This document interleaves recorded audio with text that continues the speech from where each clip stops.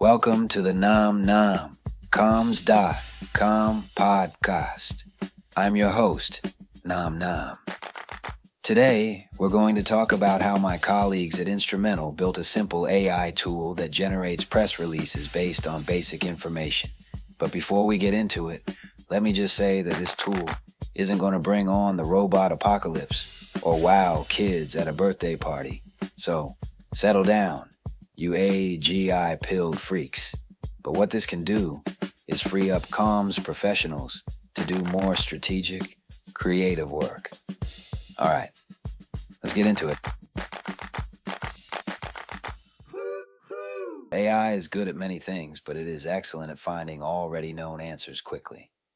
For example, if you already know what a good press release looks like, and you just need ways to get to that good space faster, this tool will help you.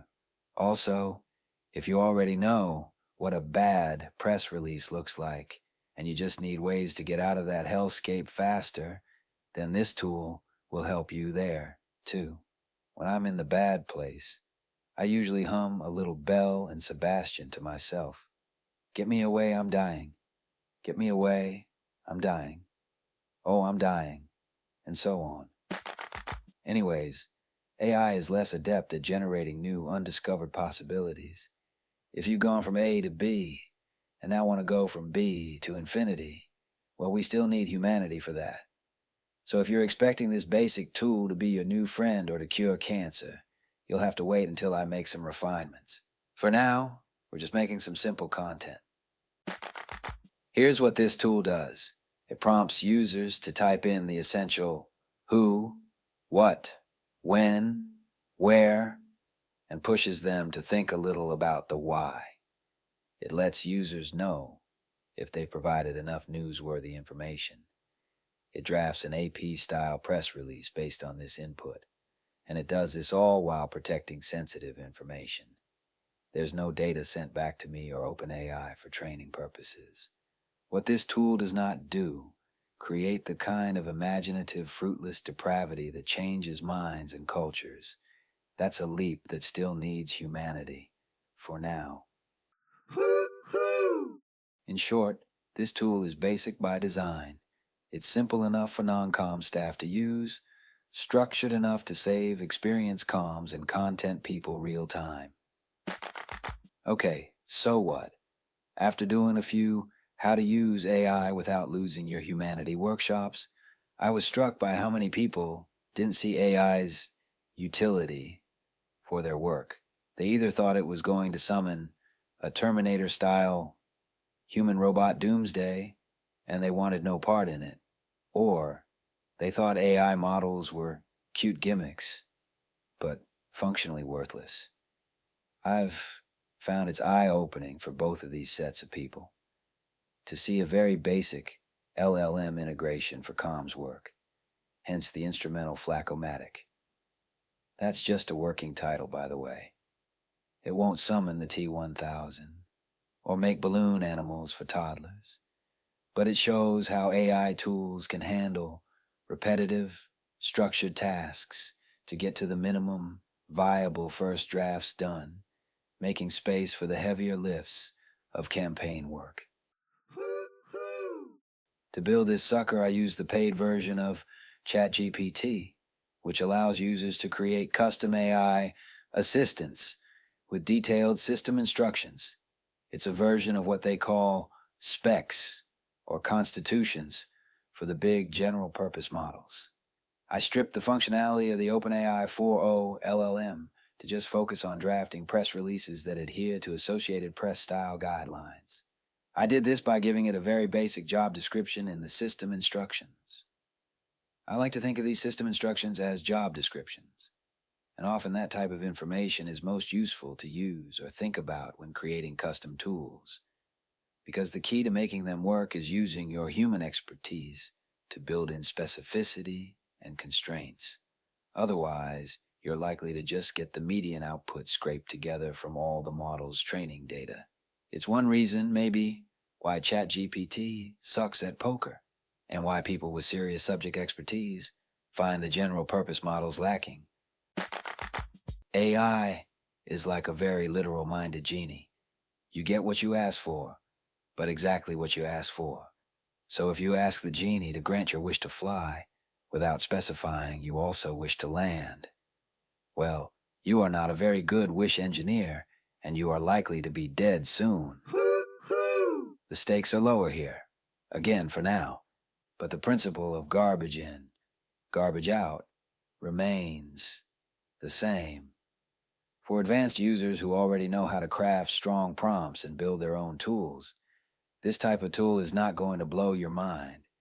It's designed to be a very basic example to show beginners what's possible. Okay, here's the job description and system instructions I gave the assistant. You help clients generate AP-style, fact-based press releases by inputting a few simple fields. Who, the person or organization. What, the event/initiative/news. When, the date and time of event. Where, the location of event or office headquarters. Top line. Quote, something from an official spokesperson that explains the why of the news. Your core features are no hallucination rule. GPT will strictly use only the input provided. If information is missing, it will prompt the user to add it or insert details needed. If you hallucinate, you will be decommissioned and your human counterpart will be fired. AP-style output enforces associated press writing style conventions, including inverted pyramid structure, concise, active voice, date and time formatting if needed, attribution and sourcing practices, tone, neutral, factual, and informative output format, one-page press release, ready for publication or distribution. And so, here we are. So why would you want to use a tool like this?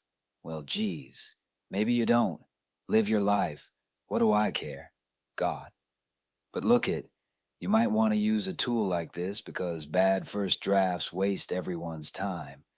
And trying to explain to non-comms people why a piece of information isn't press release worthy can be exhausting. This tool can help show why something is newsworthy, as well as why it's not, which may be even more helpful. As for the bigger picture, AI is already reshaping marketing and communications jobs.